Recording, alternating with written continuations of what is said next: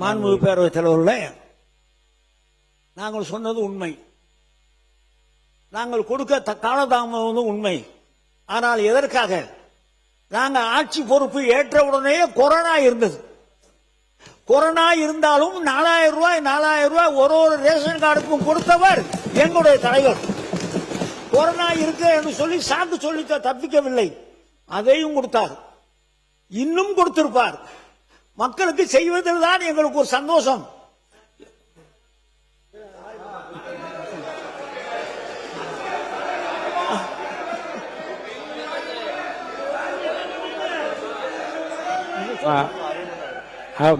முன்னவர் மாண்புமிகு பேரவைத் தலைவர் அவர்களே, மாண்புமிகு அமைச்சர்கள் குறிப்பிடுகிற போது கொரோனாவை பற்றி சொன்னார்கள். கொரோனா தொற்று நோய் என்பது கோவிட்-19 என்பது 20, 21, 21, 22 ஆண்டு காலத்தில் இருந்திருக்கிறதே தவிர உங்கள் ஆட்சி காலத்திற்கு முன்னாலே இருந்திருக்கிறது என்பதை நீங்கள் மறந்துவிடக்கூடாது. பள்ளிக்கல்வித்துறை அமைச்சர் பேசி. மாண்புமிகு பேரவைத் தலைவர் அவர்களே, மதிப்பிற்குரிய உறுப்பினர் அவர்கள் ஏன் கொடுக்கவில்லை, எதற்காக கொடுக்கவில்லை, ஏனென்றால் கொரோனா இருந்தது என்று சொன்னார். உங்கள் மூலமாக அண்ணனுக்கு சொல்லிக் கொள்கிறேன், கொரோனா காலத்தில் கை கொடுக்க கூடாததா என்று சொன்னார்களே தவிர மகளிர் உரிமை தொகையை கொடுக்க கூடாது என்று சொல்லவில்லை. உறுப்பினர் மாண்புமிகு பேரவைத் தலைவர்களே, கொரோனா காலத்தில் அரசினுடைய நிதி நிலைமை எப்படி இருந்தது என்பதெல்லாம் நீங்கள் அறியாத ஒன்று ரகசியம் அல்ல. அந்த கஷ்டத்திலே கூட 4000 ரூபாய் வழங்கினார்கள். எங்களுக்கு என்ன பிரச்சனை என்று சொன்னால், எங்கள் பக்கத்திலே இருக்கால போய் நீ ஏன் எங்களுக்கு ஓட்டு போடல, நாங்க உங்களுக்கு நிறைய செஞ்சிருக்கோமே, எங்க தலைவர் இதெல்லாம் பண்ணியிருக்காரு அப்படின்னு சொல்லும்போது என்ன சொல்லிட்டாங்க, நம்முடைய முதலமைச்சர் வந்தா எங்களுக்கு 10,000 ரூபாய் கிடைக்கும், நான் வீட்டில் இருந்தா 4000 ரூபாய் கிடைக்கும், எங்க வீட்டுக்காரம்மாவுக்கு எங்க அம்மாவுக்கு 3000 ரூபாய் கிடைக்கும். இதெல்லாம் கணக்கு போட்டு 10,000 ரூபாய் மாசம் கிடைக்கும், 6 சிலிண்டர் வரை கிடைக்கும், நீங்க வந்தா கொடுப்பீங்களா? அதுக்காகத்தான் ஓட்டு போட்டோம். நாங்க அதுல ஏதாவது ஒன்று வருவான்னு நான் தேடி தேடி பார்த்தோம், பொது பட்ஜெட்டையும் பார்த்தோம். நாங்கள் மக்கள் மத்தியிலே கொள்கையை சொல்லி கொஞ்சம் இருக்க நான் பேசிக்கிறேன், நான் ஒன்றும் சொல்லலையே, கொஞ்சம் சண்டை இல்லையா, இருங்க நாங்க இது கொஞ்சம் நான் பேசிக்க நான் இதை சொல்லு. ஒரே ஒரு நிமிஷம். மாண்புமிகு வனத்துறை அமைச்சர் அவர்கள். மாண்புமிகு பேரவைத் தலைவர் அவர்களே, அவர் உறுப்பினர் அவர்கள் அடுக்கடுக்காக சொல்றாங்க, திருமங்கலம் ஃபார்முலா இருந்து 2026 வரைக்கும் அதாவது ஓட்டுக்கு பணம் கொடுக்கிற அந்த திட்டத்தை அவர் அடுக்கடுக்கா சொல்லிட்டு வந்தாரு. அவர் கருணாநிதி, நம்முடைய முன்னாள் முதல்வர் கருணாநிதி பத்தி அடுக்கு மொழியில சொல்லிட்டு வந்தாங்க. இங்க பாருங்க, உறுப்பினர் 2026 1 ரூபாய் கூட ஓட்டுக்கு பணம் கொடுக்காம முதலமைச்சர் வந்திருக்காரு. வனத்துறை அமைச்சர் பணம் கொடுக்காம என்னுடைய காஞ்சிபுரம் சட்டமன்ற தொகுதியில 1500 ரூபாய் குத்தி ஓட்டுக்கு 10 ரூபாய் கொடுக்கல. வனத்துறை அமைச்சர் உட்காருங்க. மாண்புமிகு முதலமைச்சர் அவர்கள் லஞ்சம் இல்லாமல் நல்லதே செய்து கொண்டிருக்கிறார். வனத்துறை அமைச்சர் உட்காருங்க. அவர் பேசிய அவர் குற்றச்சாட்டு சொல்லி அவைக்குள் நீக்கப்படுகிறது. உட்காருங்க, சொல்லியாச்சு. உட்காருங்க உட்காருங்க உட்காருங்க உட்காருங்க.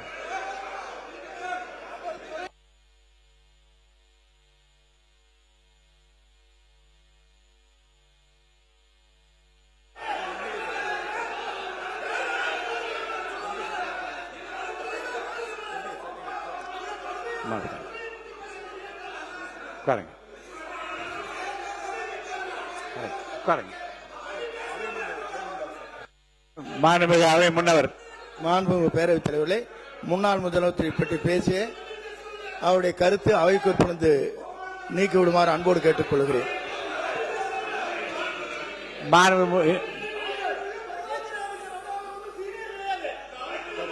உட்காருங்க உட்காருங்க. மாண்புமிகு உட்காருங்க. நீக்கிட்டேன், அவை குறிப்பில் அவைக்கும் நீக்கி இருக்கேன். உட்காருங்க. மாண்புமிகு உறுப்பினர் பேசுங்க. இனிமே குறுக்கீடுகளுக்கு சம்பந்தப்பட்ட உட்காருங்க சொல்லிடுறேன். உட்காருங்க உட்காருங்க உட்காருங்க உட்காருங்க உட்காருங்க எதிர்கட்சி கொறடா ஒண்ணு உட்காரு, நீங்க சொல்லி உட்காரு. உறுப்பினர் பேசுங்க. இனி உறுப்பினர் பேசுகிற போது குறுக்கீடுகளை தவிர்த்து அவர் பேசி முடிந்த பிறகு விளக்கங்களை பெறலாம். உறுப்பினர் மட்டும் பேசுங்க. உட்காரு, சொல்லிட்டேன் நான் தான் விளக்கம் சொல்லிட்டேன். உட்காருங்க, இதை பத்தி விளக்கம் சொல்லிட்டேன். உட்காருங்க, நான் சொல்லிட்டேன்ல, அதே விளக்கத்தை நான் சொல்லிட்டேன். உறுப்பினர் பேசி முடித்த பிறகு சம்பந்தப்பட்ட துறை சார்ந்த அமைச்சர்கள் பதில் சொல்லலாம். அது வரைக்கும் குறுக்கீடு இல்லாமல் உறுப்பினர் பேசும்படி கேட்டுக்கொள்கிறேன்.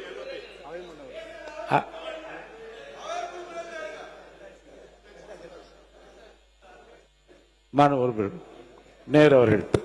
மாண்புமிகு பேரவைத் தலைவர் அவர்களே, மாண்புமிகு பேரவைத் தலைவர் மிக அருமையாக இந்த சபையை நடத்தி கொண்டிருக்கிறீர்கள். அமைச்சர்கள் பதில் சொல்கிற போது திராவிட முன்னேற்ற கழகத்தை பற்றியும் திமுக தலைவரை பற்றியும் அவர்களுக்கு என்ன மனதில் பட்டதோ அதை சொல்கிறார்கள். நீங்கள் அது தவறு என்று சொல்லி நீக்குகிறீர்கள்.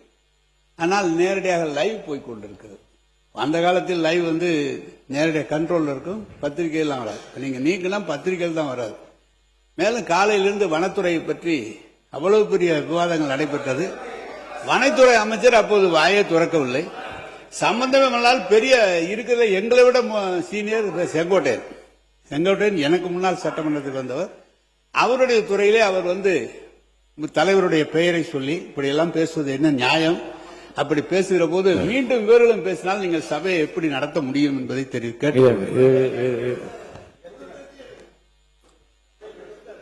இல்ல அது இல்ல. மாண்புமிகு பேரவைத் தலைவர் ஏற்கனவே ஒரு ரூலிங் இருக்குது.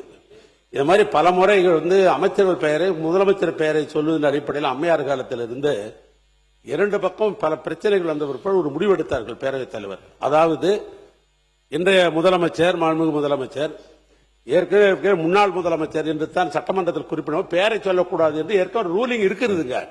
ஆனா அதை கடைபிடிச்சா இந்த பிரச்சனைகள் பாதி அடங்கிடும். அதனால மரியாதை குறைவாக இந்த சட்டமன்றம் நடக்கணும். அதனால அமைச்சர் பெயரை சொல்வதை விட மாண்புமிகு துறை அமைச்சர் என்று சொல்லலாம். அதுவும் குறிப்பாக முதலமைச்சரை வெளிக்கிற பொழுதும் சரி, முன்னாள் முதலமைச்சரை வெளிக்கிற பொழுது முன்னாள் முதலமைச்சர் என்று தான் இருக்கிற ரூலிங் இருக்கிறது. அதனால அப்படி கடைபிடிச்சாதான் ஒண்ணு. இன்னொன்னு ஏற்கனவே என்னன்னு கேட்டீங்கன்னாக்கா, ஏதாவது அவசர கருதி உடனே பதில் சொன்னாதான் அமைச்சர்கள் எழுதணும். ஏன்னா அமைச்சர்கள் கடைசியா பேசுவதற்கு நிறைய வாய்ப்பு உண்டு. அவர்களை பொறுத்தளவுக்கு நேரத்தினால கருதி சொல்றேன். நான் எல்லாத்துக்கும் எழுந்து அப்பப்போ பதில் சொல்லணும்னு உங்களால நேரம் கொடுக்க முடியாது. அதையும் கொஞ்சம் பாருங்க.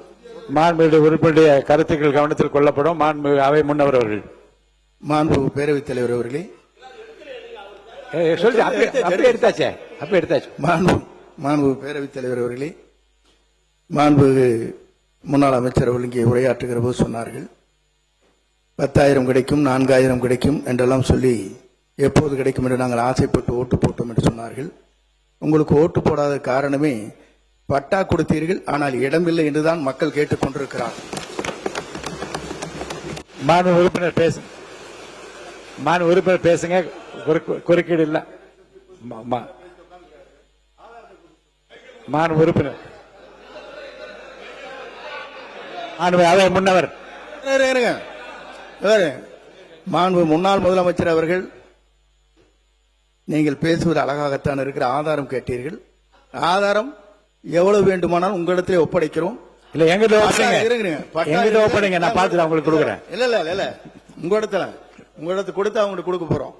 ஏன்னு சொன்னீங்கன்னா உட்காந்து ஒரே நிமிஷம் அவசரப்படாதீங்க. இல்ல மாண்பு உறுப்பினர் நான் பேச நீங்க அவை முன்னவர் பேசி முடிக்கட்டும், விடுங்க. அவை முன்னவர் பேசுங்க. மாண்பு பேரவைத் தலைவர் அவர்களே, எங்களிடத்துல வந்த மனுக்கள் அத்தனை இருக்கிறது. பட்டா கொடுத்துட்டாங்க, இடம் காட்டாது விட்டாங்க. இடம் எங்க இருக்குன்னு எங்களுக்கு தெரியலன்னு சொன்னாங்க. அவசர கோலத்தில் இறுதியாக உங்களை ஆட்சி முடிகிற போது 1,00,000க்கு மேற்பட்ட பட்டாக்களை நீங்கள் வழங்கினீர்கள். அதற்கான இடங்கள் பல இடங்களில் கொடுக்கப்படவில்லை என்ற குற்றச்சாட்டுகள் இருக்கிறது. ஆதாரம் எங்கள் கையிலே இருக்கிறது, உங்களிடத்திலே ஒப்படைக்கிறோம். ஆதாரம். மாண்பு உறுப்பினர் பேசுங்க. இன்னும் குறுக்கீடுகளுக்கு அதிகமா இடம் இல்லாமல் நீங்க பேசுங்க. இறுதியிலே பதில் சொல்வதற்கு மாண்பு அமைச்சர் வாய்ப்பு தருகிறேன். அது வரைக்கும் மாண்புமிகு சகோதரர் செங்கோட்டையன் அவர்கள் சொல்லியது போல ஒரு சில இடங்களில் தவறு இருக்கலாம். நாங்கள் கொடுத்தது 27,000 பட்டம், 27 லட்சம் பட்டம். அப்ப தவறுகள்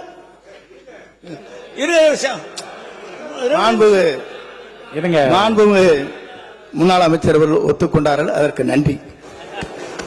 இல்ல இல்ல இல்ல இல்ல நான் பேசுறேன் சொல்ல மாண்பு உறுப்பினர் பேசுங்க. நீங்க இல்ல பேசுங்க. நீங்களும் பட்டா கொடுக்க போகிறீர்கள், நீங்கள் பட்டா கொடுக்க போகிறீர்கள் என்று சொல்லியிருக்கிறீர்கள். என்ன நடக்குது என்பதை நீங்களும் சித்தன காலம் சட்டமன்ற உறுப்பினராக இருந்திருக்கிறீர்கள். என்ன நடக்கும் என்று உங்களுக்கு தெரியும். நாம் நிகழ்ச்சிக்கு போகிற நேரத்தில் பட்டா வழங்குவார்கள். அந்த பட்டாவை நம்மளுடைய சர்வேல போய் அளந்து ஒதுக்கீடு பண்ணி கொடுக்க வேண்டும். அந்த பணிகளை இந்த எங்களுடைய அரசாங்கம் ஒழுங்காக செய்திருக்கோம், மன நிறைவாக நாங்கள் செய்திருக்கிறோம். அதில் ஏதாவது இருந்தால் நீங்கள் பாருங்கள். இன்னொன்று, நம்முடைய தம்பி அவர்கள் எங்களுடைய தலைவரை பெயர் சொல்லி அழைத்தார்கள். சரி, இல்ல இல்ல அது நீக்கப்பட்டது. நேற்றைய தினம் நம்முடைய முதலமைச்சர் அவர்கள் சென்னையிலே கோட்டையிலே கொடியேற்றினார்கள். அந்த கொடியேற்றுகிற அந்த வாய்ப்பை வாங்கி கொடுத்த புண்ணியமான கலைஞர் தான். அதற்கு ஒரு நன்றி வேண்டாமா? நேற்று கோட்டையிலே கொடியேற்றிய நம்முடைய முதலமைச்சர் இங்கே உட்கார்ந்திருக்கிறார்கள். நீங்கள் எல்லாம் முன்னால உட்கார்ந்து நாங்கள் டிவியில் பார்த்தோம். நீங்கள் அந்த ஒரு நிமிஷம் சந்தோஷத்துக்காகவாவது கலைஞரை பாராட்ட வேண்டும். கலைஞர் இல்லை என்று சொன்னால் இந்தியாவில் எந்த முதலமைச்சரும் சுதந்திர தினத்துக்கு கொடியேற்றி இருக்க முடியாது. இன்னும் சொல்ல வேண்டும் என்று சொன்னால் வனத்துறை அமைச்சர் உட்காருங்க. வனத்துறை அமைச்சர் உட்காருங்க. அதுவும் வனத்துறை அமைச்சர் உட்காருங்க. மைக் கொடுக்க வேணாம். அமைச்சர் உட்காருங்க. வனத்துறை அமைச்சர் உட்காருங்க. வனத்துறை அமைச்சர் உட்காருங்க.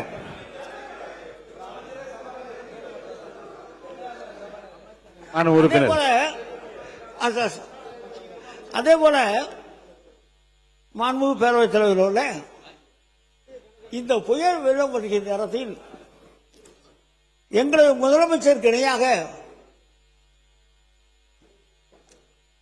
யாராவது பணியாற்ற முடியுமா என்று சொன்னால் நிச்சயமாக முடியாது. எனக்கு ஒரு 50 ஆண்டு கால ஒரு அனுபவம் இருக்கிறது. மாண்பு உறுப்பினர் உட்காருங்க. குறுக்க பேசாதீங்க. மாண்பு உறுப்பினர் ஐயா, நீங்க குறுக்க பேச அனுமதி இல்லை. உட்காருங்க. மாண்பு உறுப்பினர் உட்காருங்க. நீங்க பேசுங்க. மாண்பு உறுப்பினர் நீங்க பேசுங்க. இரவு 12 மணி ஆனாலும் 1 மணி ஆனாலும் மழை பெய்கிற நேரத்தில், வெள்ளம் வருகிற நேரத்தில் அந்த இடங்களுக்கே சென்று அமைச்சர்களை, அதிகாரிகளை அழைத்து சென்று அங்கே நிவாரணங்களை வழங்கியவர் எங்களுடைய முதலமைச்சர் அண்ணன் தளபதி அவர்கள். எங்களுக்கு முன்னாள் முதலமைச்சர் அண்ணன் தளபதி அவர்கள்.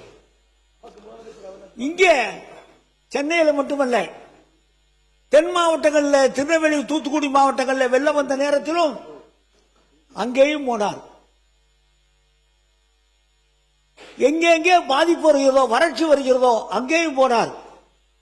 இன்னும் சொல்ல வேண்டும் சொன்னால், முதலிலே அரசாங்கத்திலே, நம்முடைய தமிழ்நாடு அரசாங்கத்திலே எங்களுடைய தலைவர் அண்ணன் தளபதி அவர்கள்தான் இந்த வெப்ப அலைக்கு என்று சொல்லி ஒரு சட்டமே போட்டிருக்கார். அதைத்தான் நம்முடைய முதலமைச்சரை வைத்து நீங்கள் இப்போது ரிலீஸ் செய்திருக்கிறது. வெப்ப அலை நாங்கள் தான் போட்டிருக்க மினிட்ஸ் எடுத்து பாருங்க. இதெல்லாம் எது வரும் என்று சிந்தித்த முதலமைச்சர். வெள்ளம் வருகிறதா, உடனே கூட்டம் போட்டு அதிகாரிகளை, அந்தந்த அதிகாரிகளை ஒவ்வொரு மாவட்டத்திற்கும் சென்று அங்கே பார்க்க இருக்க வேண்டும் என்று சொல்லி உத்தரவிட்டவர் எங்களுடைய தலைவர் அண்ணன் தளபதி அவர்கள். ஒவ்வொரு காரியமாக இருந்தாலும் எதையும் சிந்தித்து முன்கூட்டியே பாதிப்பு வராத அளவிற்கு. காரணம் ஏன் சொல்லியேன்னு சொன்னால், எங்கள் காலத்தில் 5 தடவை பேரிடர் வந்திருக்கிறது. 5 தடவையும் எந்த சேதாரம் இல்லாமல் இந்த தமிழ்நாட்டை காப்பாற்றியவர் எங்களுடைய தலைவர் தளபதி அவர்கள். எதையும் சீர்நோக்கி பார்க்கக்கூடியவர்கள். அனுபவம். சட்டமன்ற உறுப்பினர், அதற்கு பின்னாலே மேயர், அதற்கு பின்னாலே துணை முதலமைச்சர், முதலமைச்சர் என்று சொல்லி எல்லா வகையிலும் அனுபவம் இருக்கிற காரணத்தால் அதையெல்லாம் செய்து கொடுத்த மிகப்பெரிய ஒரு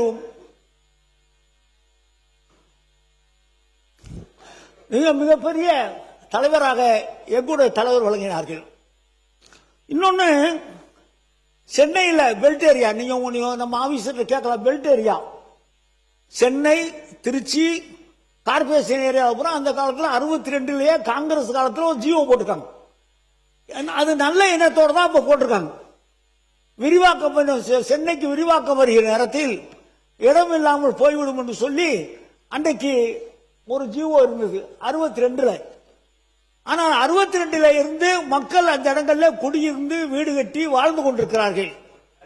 அவர்கள் எல்லாம் முதலமைச்சரை பார்த்து நாங்கள் எங்கே போவது என்று கேட்ட நேரத்தில் அவர் கண்ணீரை துடைத்து 97 ஜிஓ என்று ஒரு புதிய ஒரு சட்டத்தை போட்டு கேபினெட்ல அப்ரூவல் வாங்கி 77,000 பேருக்கு தமிழ்நாடு பூரா கார்பரேஷன் பகுதிகளுக்கெல்லாம் பட்டா வழங்கியவர் எங்களுடைய தலைவர் தளபதி அவர்கள்.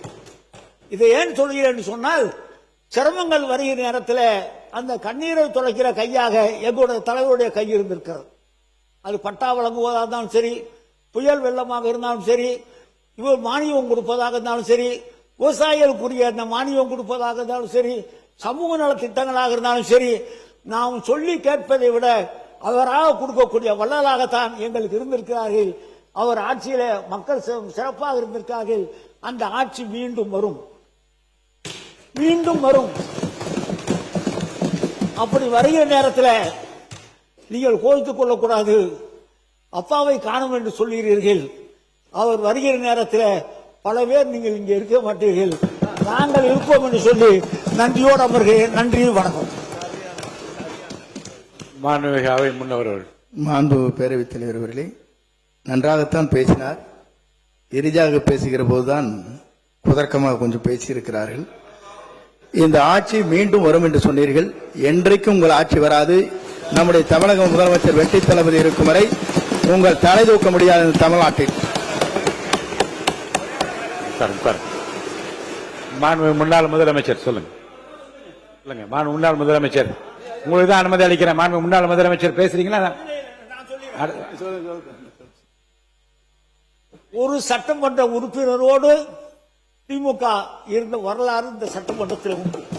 ஒரே ஒரு சட்டமன்ற உறுப்பினரோடு திமுக எப்படி விழுமோ, விழுந்த வேகத்தை அப்படியே எழுந்திருக்கக்கூடிய கட்சி தான் திமுக. மாண்பு அவை முன்னவர். மாண்பு பேரவைத் தலைவர் அவர்களே, ஒரு சட்டமன்ற உறுப்பினரை ஆரம்பித்து ஆட்சி நடத்திய நீங்கள் இன்று எதிர்க்கட்சியிலே அமர்கிற நிலையை தமிழ்நாட்டு மக்கள் உருவாக்கிவிட்டார்கள். இனி உருவாக்கிக் கொண்டே இருப்பார்கள். மாண்பு முன்னாள் முதலமைச்சர். மாண்புமிகு பேரவைத் தலைவர் அவர்களே, இங்கு முன்னாள் முதலமைச்சரை பற்றி ஒரு விவாதம் இருந்தது. புரட்சி தலைவர் எம்ஜிஆர் அவர்கள் முதலமைச்சராக இருந்த நேரம் அவருடைய தலைமையில் இங்கு சட்டமன்ற உறுப்பினராக இருந்தவர் முத்தமிழறிஞர் அவரை பற்றி அவர் பெயரை சொல்கின்ற பொழுது புரட்சி தலைவர் அவர்களை எழுந்திருந்து சபையில் அந்த உறுப்பினரை பார்த்து, கலைஞர் என்றுதான் நீ சொல்ல வேண்டும், நீ வாபஸ் வாங்க, மன்னிப்புகள் என்று சொன்னார்கள். அந்த மாதிரி கண்ணியமிக்க சபைகள் இந்த சபையில் நம்மளுக்கு முன்னாலே வழிவகுத்து தந்தவர்கள். ஆட்சிய கண்ணியத்தை நாம் காப்பாற்ற வேண்டும் என்று அனைத்து உறுப்பினருக்கும் நான் கேட்டுக்கொள்கிறேன். மாண்புமிகு பேரவைத் தலைவர் அவர்களே, மாண்புமிகு முன்னாள் அமைச்சருக்கும் தெரியும், அவரும் அன்றைக்கு அமைச்சராக இருந்தவர். 1977 புரட்சித் தலைவர் இந்த புனித கோட்டையில் அமர்ந்ததற்கு பிறகு அவர் உயிருள்ளவரை திராவிட முன்னேற்ற கழகம் வெற்றி பெறவில்லை என்பதுதான் வரலாறு. மாண்புமிகு உறுப்பினரின் கவனத்திற்கு போதும்.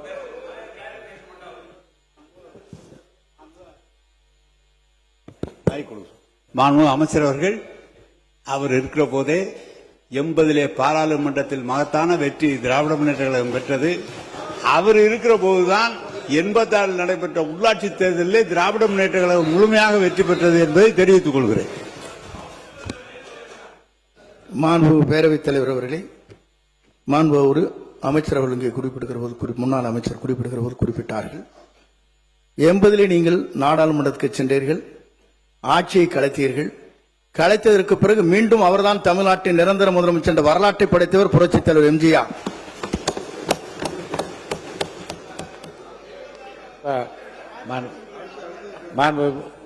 பேரவை உறுப்பினர்களுக்கு இருங்க, எந்த பேச்சு கிளாரிபிகேஷன் கொடுக்க போறீங்க?